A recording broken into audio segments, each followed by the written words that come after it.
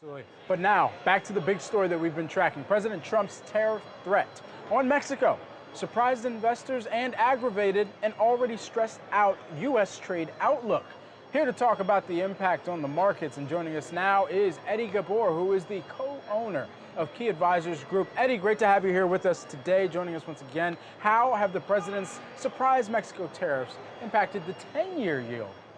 The 10-year is really what's getting my attention more than the actual market. Frankly, I thought after seeing the tweet last night that we would be down at least 2.5, maybe even 3% today on the stock market, but we obviously did not go down that much. But again, the 10-year has really been screaming downward. I mean, to think that the 10-year is at 2.13 today is pretty astonishing, considering it was just at 3.25 heading into the fourth quarter last year.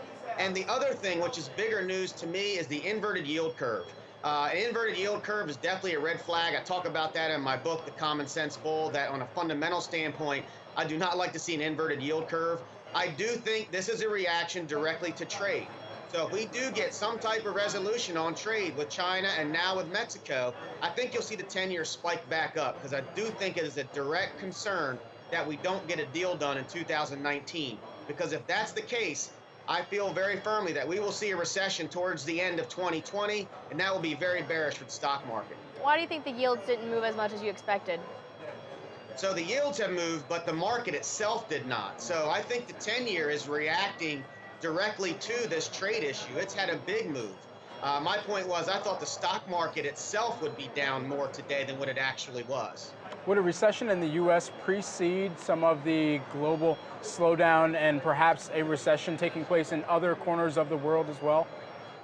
Yes, that's a possibility. Again, right now, there's some red flags out there that certainly have us concerned. You know, I've been on your show before. I've been very bullish due to the fundamentals over the last several years. And we have become a little bit more cautious and more defensive for our clients as we got through the first quarter this year, because I did not think that the market was pricing in some type of hiccup on trade. And certainly Mexico wasn't even in the cards. That was a big surprise to me, as I think it was to many people in this business. Now, we are still in one of the biggest, still really the longest bull market in history. So, I mean, this was going to happen, right? Or do you think that this just accelerated the end of the cycle? No, I don't feel we are at the end of the cycle, frankly. You know, to your point, this sell-off that we're talking about the month of May, when we put it in perspective, is really not that big of a sell-off. To be down 6 to 10% off of the highs is not really anything to get your attention. I think what gets your attention is what this could escalate to. I believe if we get a trade deal, and I do think we will get one by this year, if you look at the backdrop fundamentally, you have low interest rates, you'll have the trade concerns gone, the Federal Reserve is off the table, and you got low 10-year treasury. I think that, again, is the perfect equation for the bull market to continue.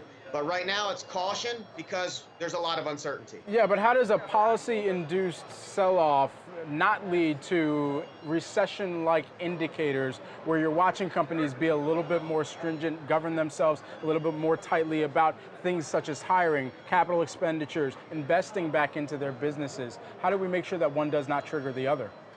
Well, the problem is if it lasts too long, it will. And that's why I say we need something done certainly by the fourth quarter of this year, because I think what you're going to see is the longer this extends out, no matter what the economic numbers say here in the U.S., business owners and companies are going to play it tight to their vest, and they're going to be very, very cautious in what they do. And at the end of the day, that's going to result in poor earnings. You're going to see people losing jobs, and then you're going to go ahead and have that recessionary talk for 2020, and then possibly heading to a bear market. You're optimistic about a trade resolution. Are you optimistic about a resolution with Mexico?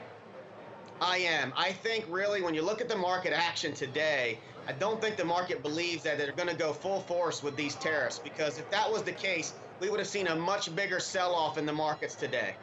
And so for companies that were eyeing the public markets and coming into play, especially after we'd seen some big names like Lyft, Uber, Pinterest already come out this year, do you think they kind of put those ambitions on the back burner for right now? Do you think it's still full steam ahead and they're just going to try and dodge the volatility when they can in those troughs? I think in the short term, they're going to be very cautious because right now it's a risk-off trade. and the risk-off trade is not very advantageous for someone that's trying to launch an IPO. So I believe they're still going to have plans to go forward, but they're going to have a plan B on the short term because they do not want to jump in the market if the environment continues to get more choppy and volatile. Because again, as each month goes on and tariffs go up, there's a higher increase of even more risk and volatility to the downside. All right, Eddie Ghabour, who is the co-owner of Key Advisors Group LLC, joining us here today. Eddie, great to see you. Thank you for having me again.